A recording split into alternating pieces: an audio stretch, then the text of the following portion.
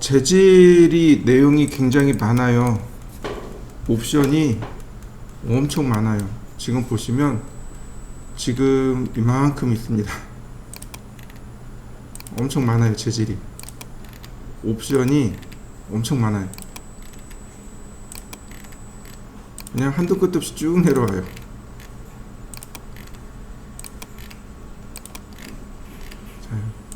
제가 재질에 대한 옵션을 전부 다 펼쳐봤습니다. 이만큼 있어요. 이만큼 있어요. 근데 이 재질을 다 쓰느냐, 여기 있는 옵션 다 쓰느냐? 아니요, 그렇진 않아요. 여기 있는 옵션을 다 쓰진 않습니다. 일부만 주로 많이 사용합니다. 자, 일단 오늘은 기본 재질 사용하는 방법을 알려드리도록 하겠습니다. 기본적으로 재질 부여하는 방법입니다. 자, 제일 첫 번째, 재질을 만들고 재질을 부여하는 방법입니다. 재질을 부여하는 방법이 두 가지가 있어요. 하나는 여기 트레이 부분에서 재질 있죠? 얘를 만들어서 부여를 하면 바로 여기에 들어오게 됩니다. 매티리얼 에디터에 들어오게 돼요. 다시 설명합니다. 여기 트레이에서 재질을 부여를 해주면 여기 매티리얼 에디터에 바로 딱 들어옵니다. 매티리얼 에디터에는 오른쪽 좌우로 이렇게 열어서 볼 수 있습니다. 여기 V-Ray 매티리얼이 있고요, 여기 일반 스케치업 매티리얼이 있습니다. 이 중에 편하신 대로 사용하시면 돼요. 생각보다 이렇게 많이 있어요. 여기 V-Ray 매티리얼 생각보다 많이 있습니다. 그러니까 여기 있는 것만 가지고도 얼마든지 표현이 가능해요. 매티리얼 많이 있습니다. 이렇게 많이 있으니까 이거 가지고도 작업을 하셔도 돼요. 자, 예를 들어서 벽돌이에요. 맨 위에가 브릭이죠. 벽돌, 카페인트, 그 다음 세라믹, 그 다음에 콘크리트, 에미시브가 뭐냐면 자체적으로 스스로 빛을 내는 이런 뜻입니다. 야광이란 뜻이에요. 뭐 패브릭, 글래스, 그라운드, 뭐 이런 식으로 메탈, 페이퍼, 플라스틱, 스톤, 타일 많아요. 월페인트, 우드, 이런 식으로. 자, 드래그해서 드랍하면 들어와요. 이렇게 똑같이. 자, 드래그해서 드랍 들어가나요? 안 들어가죠? 선택합니다. 첫 번째는 재질 부여하는 방법은 이거예요. 선택입니다. 자, 선택을 해줘요. 첫 번째 선택입니다. 두 번째, 오른쪽 버튼 눌러보세요. 여기 매티리얼 에디터에 여기서 오른쪽 버튼 눌러보시면 여기 두 번째 어플리 매티리얼 투 셀렉션 선택한 거에 매티리얼을 어플리하겠다, 지정해 주겠다, 이 얘기입니다. 그러니까 첫 번째로는 선택을 해 주셔야 되고, 두 번째 여기서 오른쪽 버튼을 누르시면 바로 여기 두 번째 탭을 누르시면 됩니다.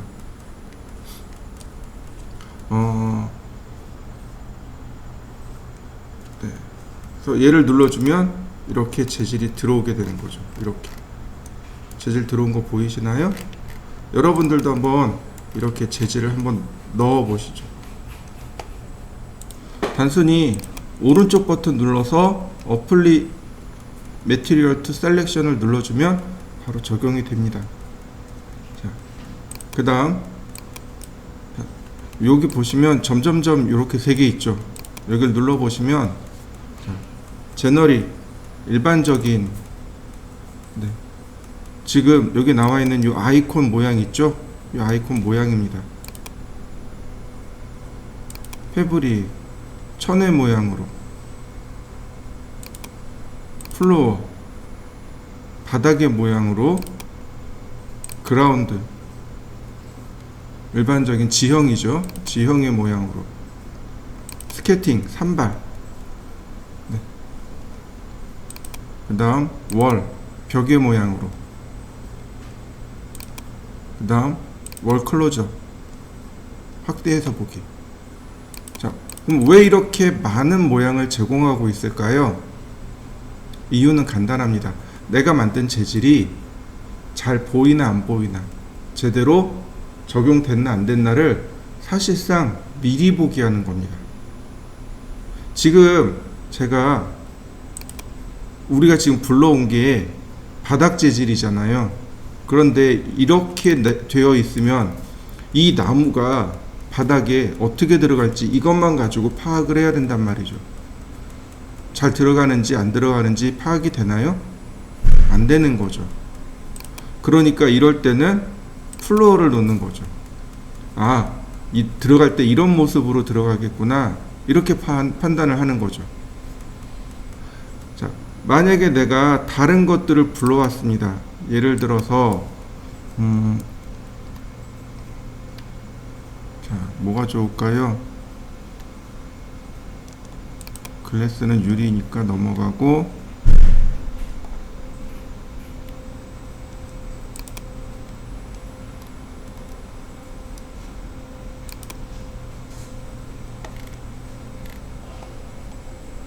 자, 여기 뭔지 모르겠지만 하나 불러왔습니다.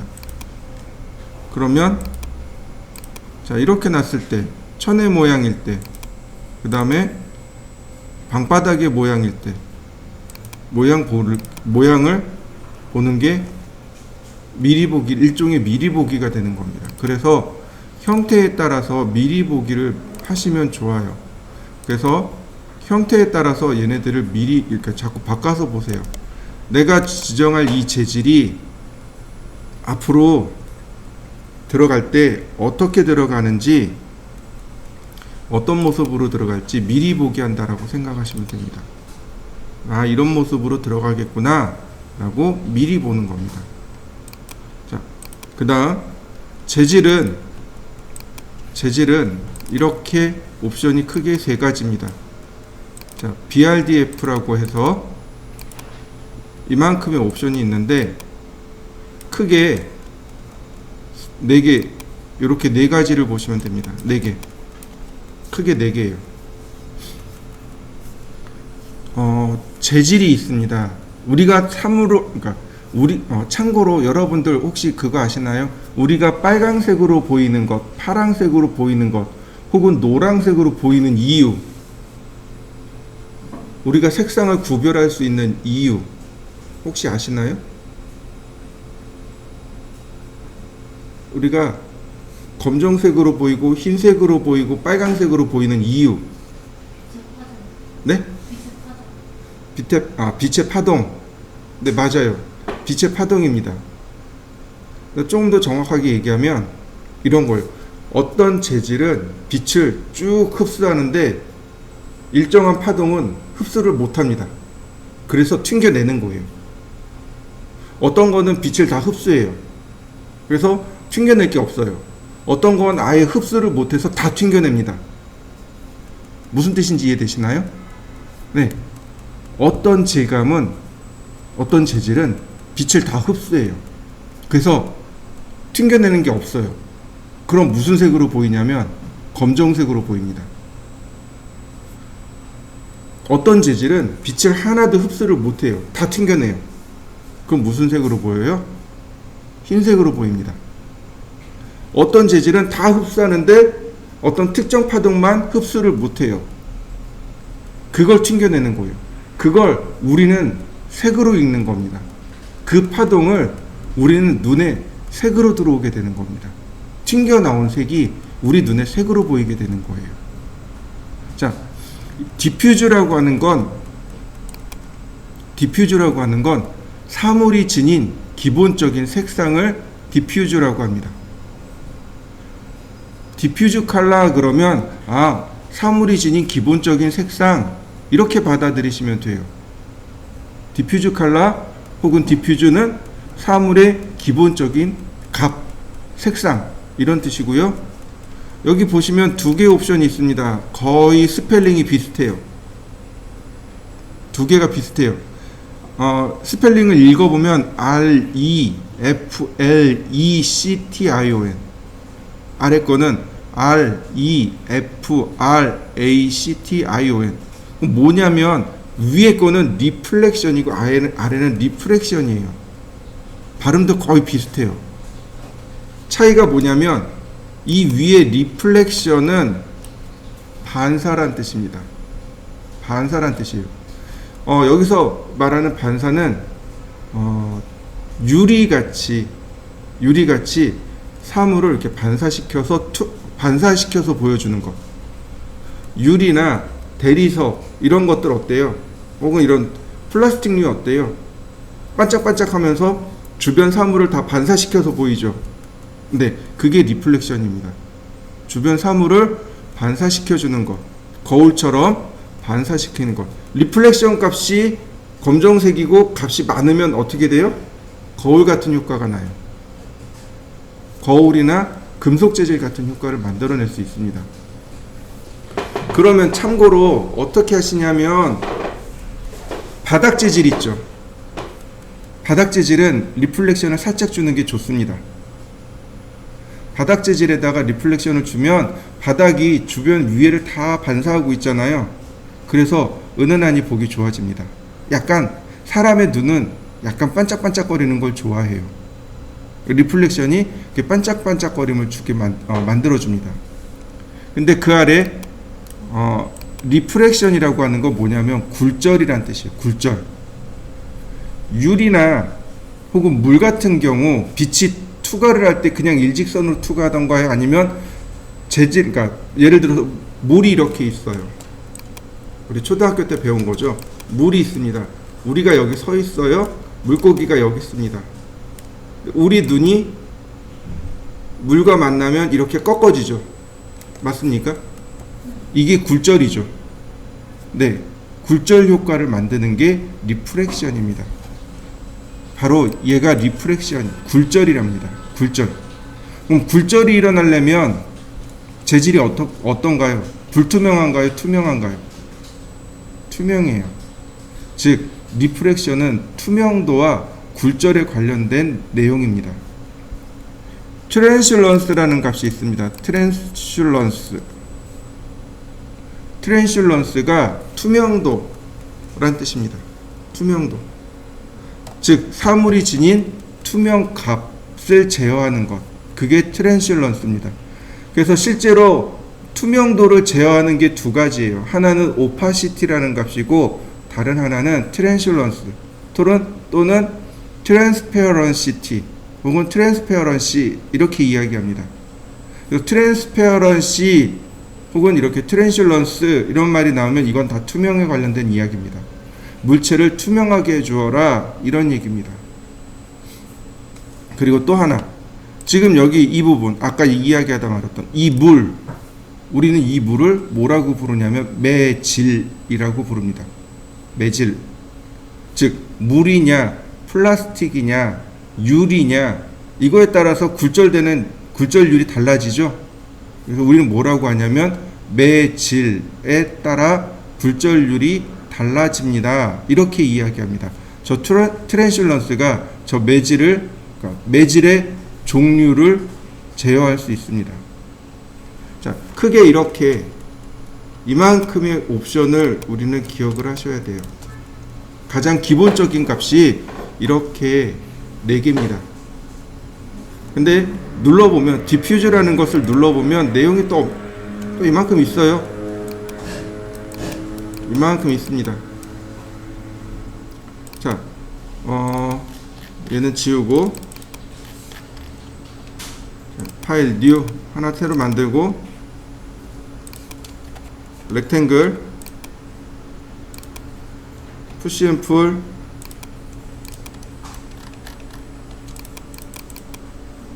자, 매티리얼 에디트. 자, 재질을 새로 만들 겁니다. 여기 있는 내용은 기본 재질이에요. 기본 샘플 재질이고 여기 보시면 이 아래 이 아이콘들을 가지고 우리가 재질을 만들어냅니다. New, Add Material이죠. 재질을 이렇게 추가할 수 있습니다. 제너릭, 일반적인, 에미시브, 발광, 블렌드, 섞이는, 범프, 요철감 있는, 투사이드, 앞뒷면 전부 다, 카페인트, 이거는 뭐 넘어가고, 이런 식으로 쭉 여러 가지가 나와요. 헤어라든지 헤어 머리카락, 툰은 뭐예요?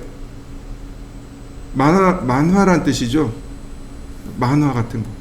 그 웹툰 작가들이 건물 내부 실내라든지 혹은 실외 건물 같은 거, 외경 같은 거 예전엔 일일이 다 그렸지만 요즘은 스케치업을 경우들이 많아요. 그때 재질을 툰으로 줍니다. 그러면 마치 만화 그린 것처럼 효과가 나와요. 만화로 그린 것처럼. 멀티 서브나 오버리드 뭐 여러 가지가 있습니다. 근데 그 중에 가장 기본적인 건 제너릭. 그러면 이렇게 제너릭 일반적인 재질이 하나 추가가 됩니다. 오픈, 세이브, 딜리트. 내가 만든 재질을 저장하거나 불러오거나 삭제하거나. 내가 퍼지, 재질, 합치기. 자, 제너릭 눌렀습니다. 여기다 줄 거예요. 선택하고 오른쪽 버튼 어플리 매티리얼 투 셀렉션. 그러면 이 재질이 이렇게 들어갑니다. 디퓨즈예요. 색상입니다. 색상이에요. 자, 확인. 색상 바뀌는 거 보이시나요? 기본적인 색상입니다.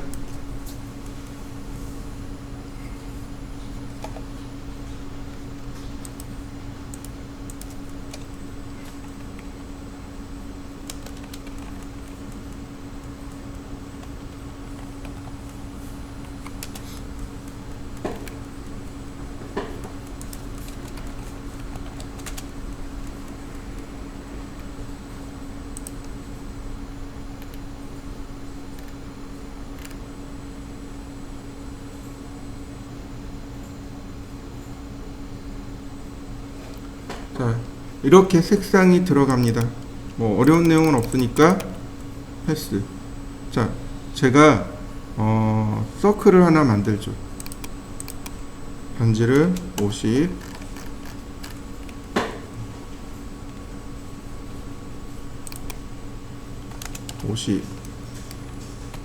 라인,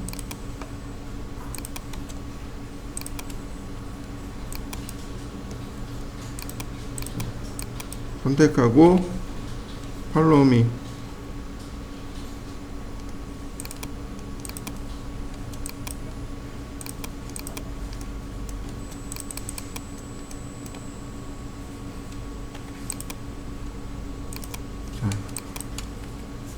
여기다가 재질을 줄 겁니다. 재질 들어온 거 보이시죠? 자, 그 다음에 그림자도 한번 켜볼까요? 자, 그러면 그림자가 이렇게 보이겠군요.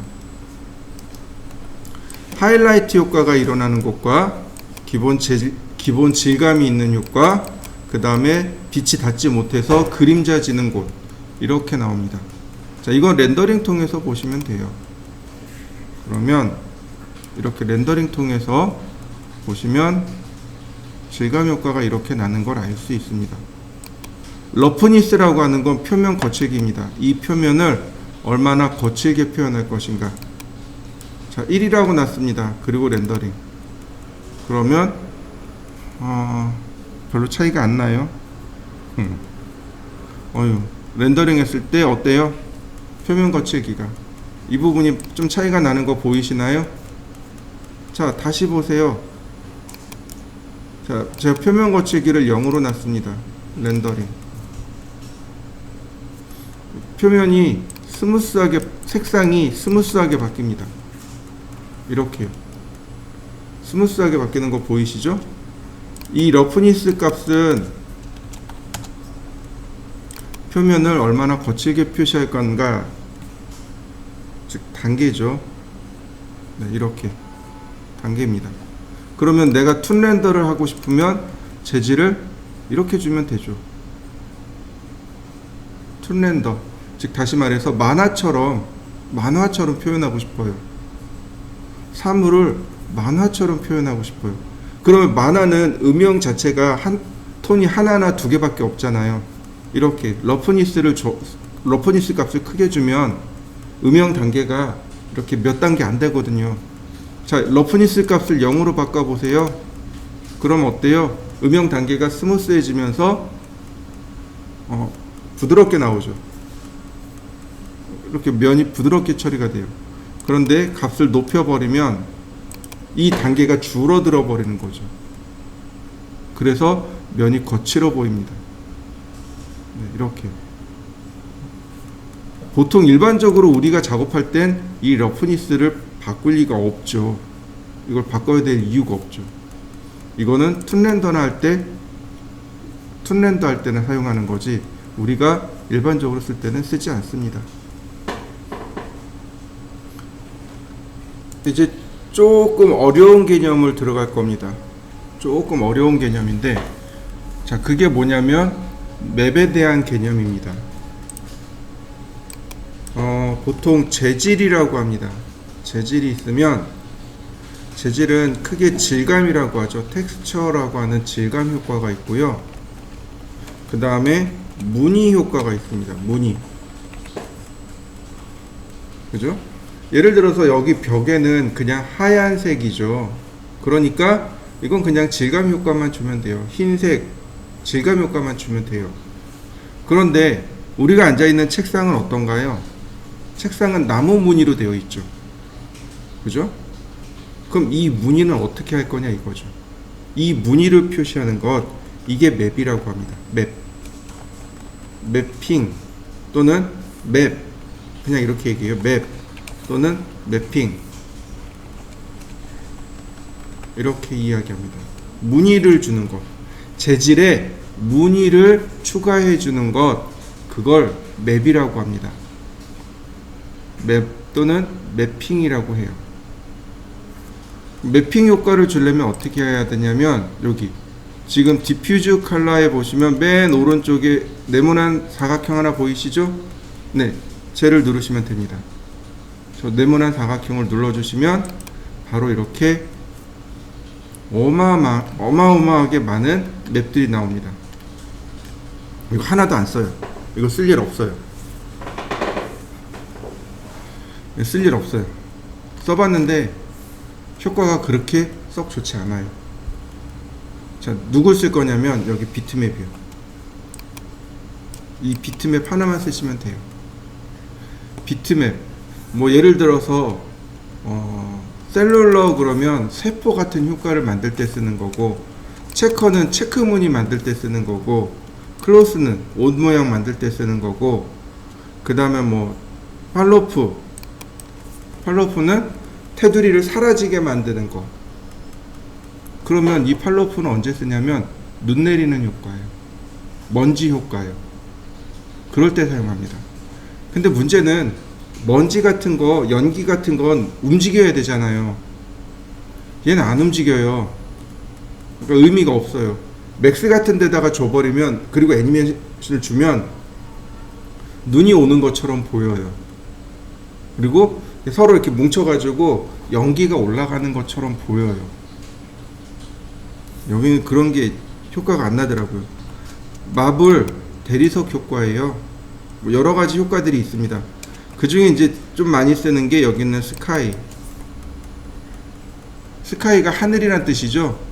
네, 이거 기본적으로 들어가 있어요. 우리가 렌더링 걸면 배경이 뒤에 하늘로 나오잖아요. 이 재질이 들어가 있어서 그래요.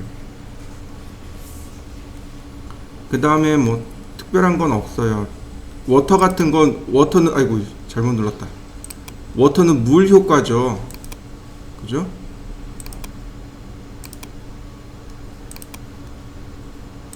자, 워터는 물 효과예요. 그 중에 우리가 써야 되는 건 바로 비트맵입니다.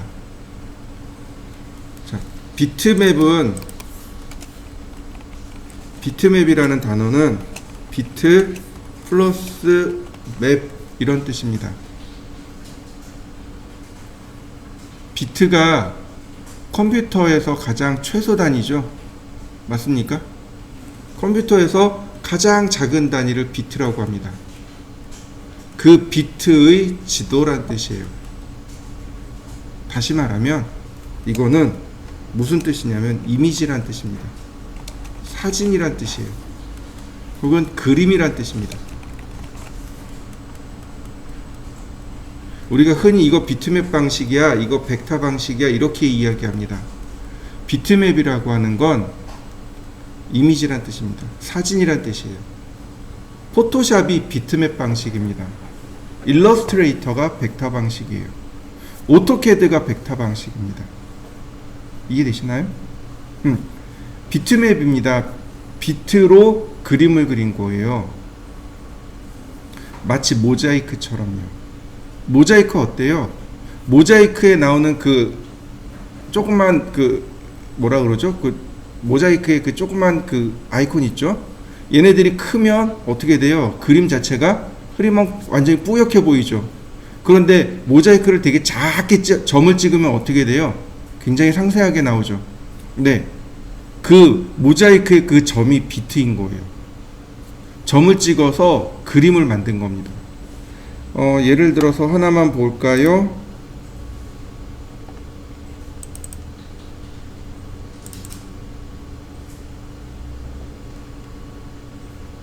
아니고, 자, 이건 이제 다른 학생이 작업한 건데 확대를 쭉 해보죠. 자, 보이시나요?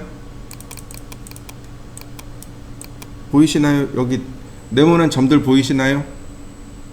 이 점이 비트입니다. 이 점이 비트예요. 비트로 모자이크처럼 그림을 그려놓은 겁니다. 이렇게. 이해되셨나요? 네. 다시 설명하죠. 이 모자이크 있죠. 이 네모난 모자이크 있죠. 이걸 뭐라고 부르냐면 픽셀이라고 부릅니다. 얘를 픽셀이라고 불러요. 이 네모난 아이콘을 픽셀이라고 불러요. 이를 픽셀로 모자이크처럼 그림을 그린 것, 그게 비트맵이란 뜻이에요. 벡터라는 건 뭐냐면 X, Y, Z 좌표가 존재하고 힘이 존재하는 것, 그걸 벡터라고 합니다. 물리 시간에 혹시 배우셨을 거예요. 스칼라량과 벡터 배우셨을 거예요. 스칼라는 양만 있는 거죠. 부피만 있는 거예요. 그러나 벡터는 좌표와 힘이 같이 존재하는 걸 벡터라고 합니다. 즉 오토캐드는 어때요? X, Y, Z 좌표가 존재하죠. 그건 벡터 방식이 맞아요. 일러스트레이터는 거기에 뭐가 들어가냐면 핸들이라는 게 들어갑니다. 점에 핸들이 있어서 힘을 조절할 수 있어요. 그러면 곡선의 텐션을 조절할 수 있습니다. 곡선 반경을 조절할 수 있어요. 이런 게 벡터 방식입니다. 그런데 여기는 좌표가 존재하나요? 아니요, 존재하지 않아요. 이건 좌표가 있을 이유가 없는 거죠.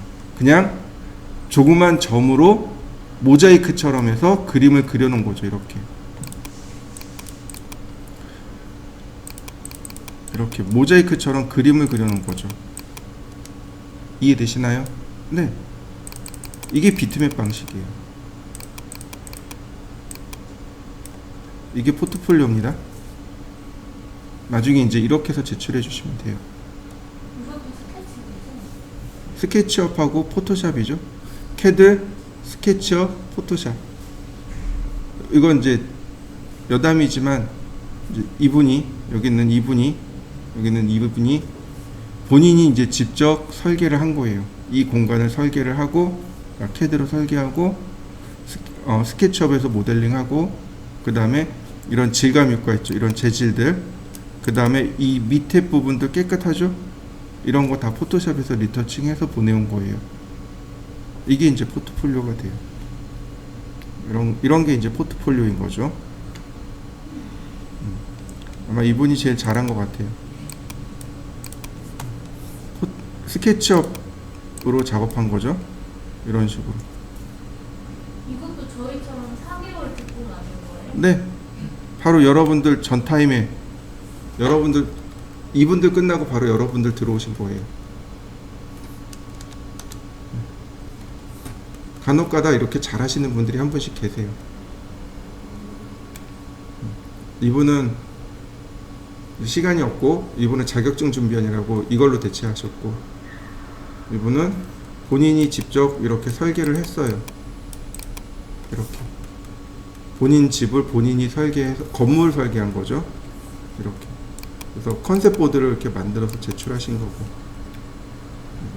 이건 과제물이죠. 이건 아이소고. 이런 식으로 포트폴리오를 만드시면 돼요. 최소 이렇게 나와야 돼요. 이 정도가 나와야 좀 하네라고 할 거예요. 이 정도가 나와야 취업할 때 그건 조금 하네, 조금만 가르치면 되겠네, 이렇게 나와요. 근데 이 정도면 어떻게 될까요? 이건 이 정도도 그냥 조금 하는구나 라고 하는데 깝깝하죠? 이 정도 나오면 깝깝한 거죠? 이 친구는 그나마 조금 나은 거죠. 최소 이 정도는 뽑아내셔야 돼요. 시간을 충분히 드릴 겁니다. 여유있게 충분히 드릴 거니까 걱정 안 하셔도 되고, 어쨌든 다시 스케치업으로 넘어오죠. 그래서 우리가 써야 되는 건 비트맵입니다. 자, 다시 눌러서 비트맵을 누릅니다.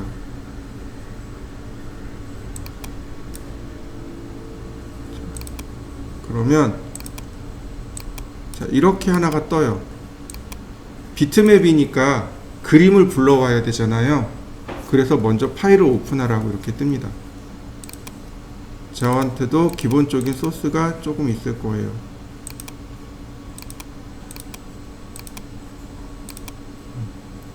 뭐 대리석이면 대리석에 대한 재질이, 이거 이제 복사해 드릴게요.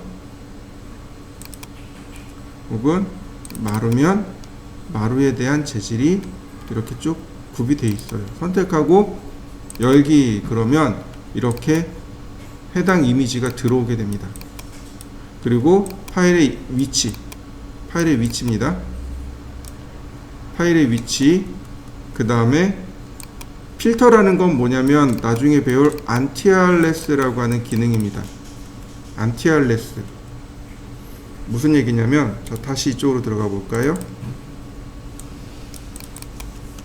제가 확대를 했습니다. 그러면 여기 경계되는 부분 보이시죠? 여기 경계되는 부분, 이런 부분들. 자, 경계가 부드럽게 처리되어 있는 거 보이시나요? 이렇게 경계가 부드럽게 처리되어 있죠. 각지게 처리 안 돼 있고 부드럽게 처리되어 있죠. 이걸 안티알레스라고 합니다. 비트맵이다 보니까 네모난 점들이 모여서 형태를 만들게 됩니다. 그럼 이 사선 같은 경우 결국은 이렇게 계단으로 그려질 수밖에 없어요. 나중에 이제 포토샵에서 한번 보여드릴 겁니다. 이렇게 계단이 져야 돼요. 이런 부분들이 이렇게 계단이 져서 나오게 됩니다. 이걸 막기 위해서 이런 부분에다가 색상을, 흐릿한 색상을 하나씩 더 주는 겁니다. 그러면 이렇게 경계가 부드러워지는 거죠. 그걸 안티알레스라고 해요. 그걸 스케치업에서는 필터라고 부르고 있는 겁니다. 필터를 계산하는 방식이 노필터, 안티알레스를 안 쓰겠습니다, 맵으로 쓰겠습니다, 뭐 썸드 에어리아로 쓰겠습니다, 이렇게 나오는 겁니다.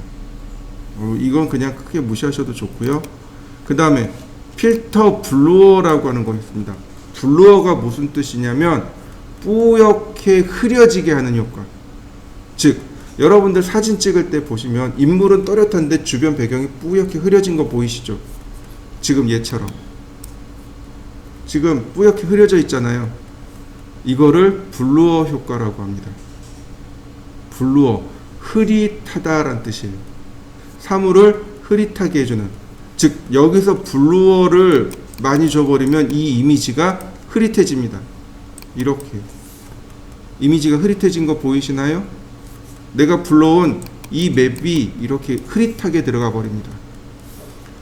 그런데 블루어 값을 빼버리면 어떻게 돼요? 이 이미지가 또렷하게 보이는 거죠. 바로 그 블로어 값입니다. 얘까지는 기억하셔야 돼요. 이 밑에는 하나도 안 써요. 밑에 쓸 이유가 없습니다. 이건 안 써도 좋아요. 오늘은 기본값만 공부해 봅니다.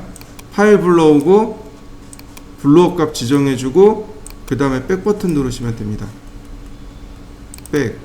그러면 이렇게 질감이 들어가게 돼요. 보세요. 질감 들어간 거 보이시나요?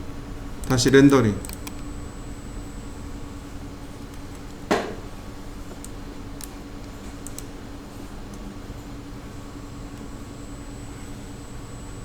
재질 들어간 거 보이시죠?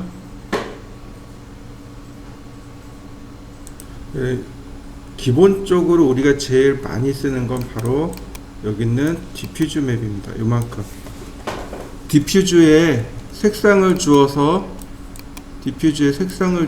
처리하거나 아니면 맵을 주어서 처리하는 것. 여기가 거진 전부 다라고 보시면 돼요. 얘네들을 사용할 수 있으면 나머지는 크게 문제되지는 않습니다. 자, 그 다음에 리플렉션입니다. 리플렉션은 반사란 뜻이에요. 자, 리플렉션을 주기 위해서 제가 여기다가 이렇게 해보죠. 그룹, 그 다음에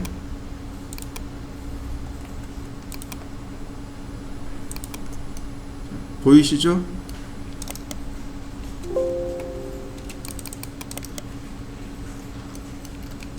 얘를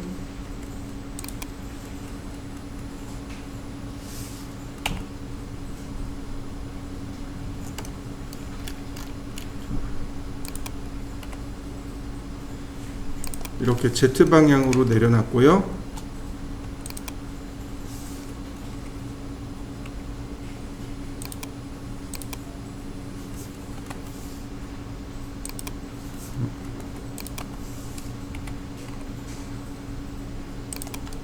이렇게 3개를 복사해 놓았습니다.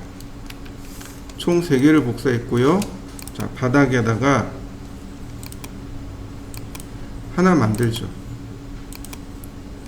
바닥에 질감을 하나 부여해 주죠. 이렇게 제가 바닥에다가 하나 부여를 해 줬습니다. 자, 일반적으로 렌더링을 걸면 이와 같이 렌더링이 들어가겠죠. 자, 이때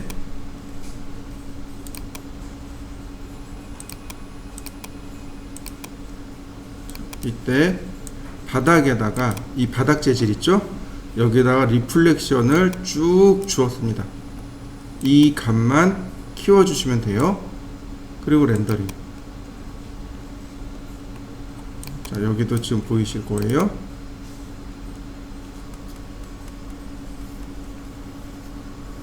자, 바닥이 비쳐 보이는 거 보이시나요? 잘 안 보이나요? 여러분들도 한번 렌더링 해보세요. 바닥이 이렇게 비쳐 보일 겁니다.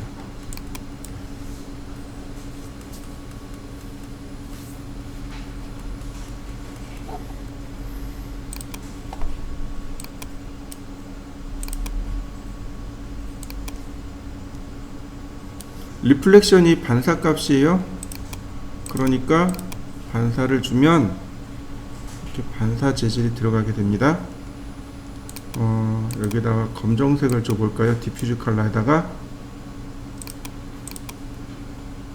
검정색을 주고 리플렉션을 100%로. 자, 어두워서 안 보이나요? 자, 조금만 밝게 해볼까요? 화면을. 자, 아래쪽에 반사되는 거 보이시나요? 네. 반사는 어느 때 가장 잘 들어가냐면 디퓨즈 컬러가 검정색일 때 반사가 가장 잘 들어갑니다. 반사는 디퓨즈 컬러가 검정색일 때 가장 잘 들어갑니다. 그러니까 여러분들도 한번 해보세요. 디퓨즈 컬러입니다. 디퓨즈 컬러를 검정색으로 주고 리플렉션 값을 100%로 올려보세요. 그리고 렌더링 해보시면 알아요. 그러면 이와 같이 재질이 반사가 들어갑니다. 다시 보세요. 어떻게 하라고요? 바닥 재질을 하나 만들 때 디퓨즈 컬러는 검정색이고 리플렉션 값은 100%로 올려보세요. 그리고 렌더링을 하면 이렇게 반사가 들어가는 걸 확인할 수 있습니다. 확인해 보시죠. 자, 지금 보시면 그 아래 보시면 뭐 프레넬이라고 하는 값이 있어요. 프레넬은 반사되는 값을 계산하는 방식입니다. 그래서 이 부분들은 그냥 대부분 다 그냥 체크해 놓고 쓰시면 돼요. 다만 여기 있는 기본적으로 여기 있는 두 가지 값, 아니 여기 맥시멈 맥스라고 하는 맥스 뎁스라고 되어 있죠. 맥시멈 뎁스라는 값을 기억하시면 됩니다. 제가 여기도 재질을 줄 겁니다. 여기도 얘한테도 반사를 줄 거예요. 자, 그리고 다시 한번 렌더링을 걸어보죠. 그러면 어떤 일이 벌어지냐면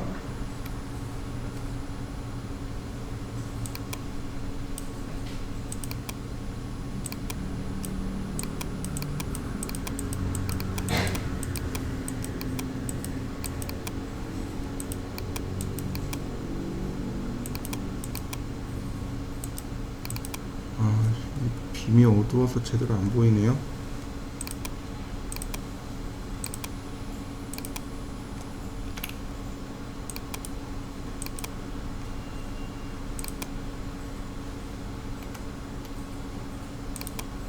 또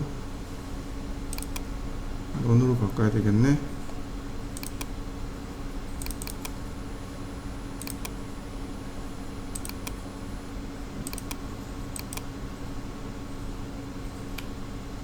재질들이 서로 반사하고 있는 거 보이시나요?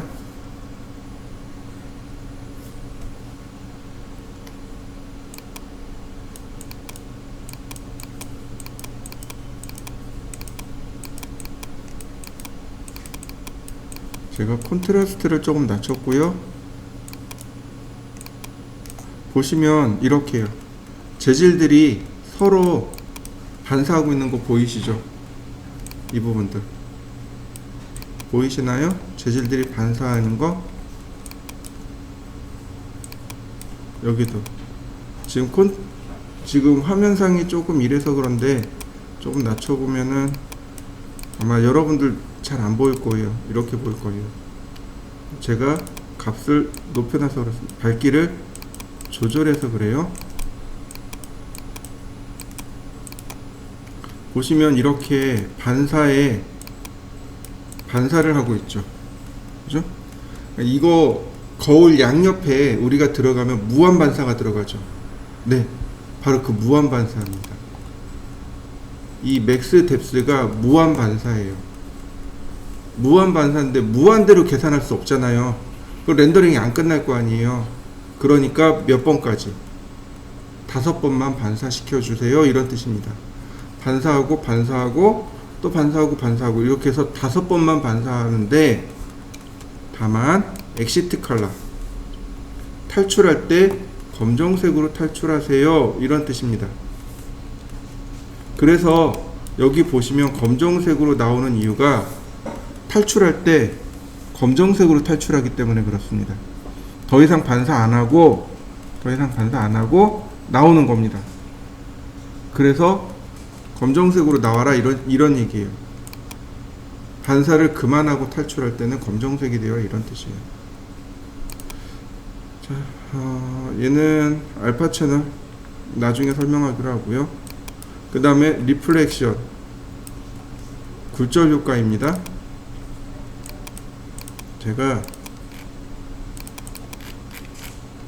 전부 다 깜장색이 돼 버렸네요.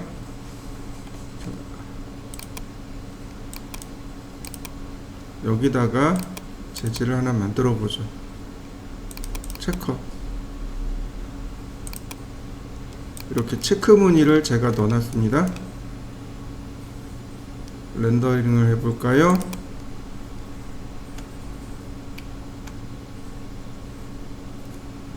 체크무늬는 안 되겠네요. 다시 비트맵.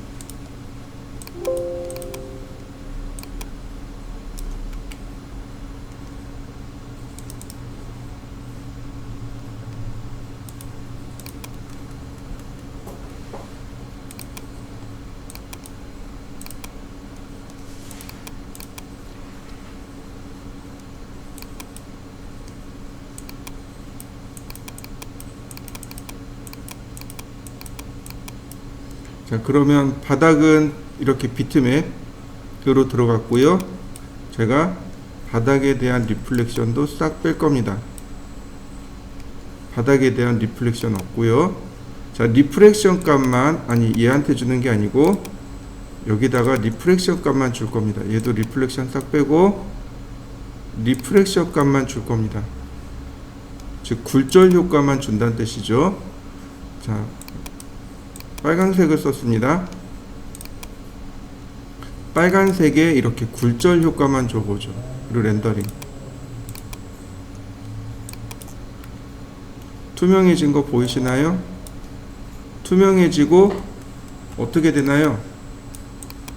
뒤에 배경이 굴절 효과 때문에 왜곡되어져 보이는 거 보이시나요? 네, 이게 굴절 효과입니다. 여러분들도 이렇게 굴절 효과를 한번 넣어 보시죠.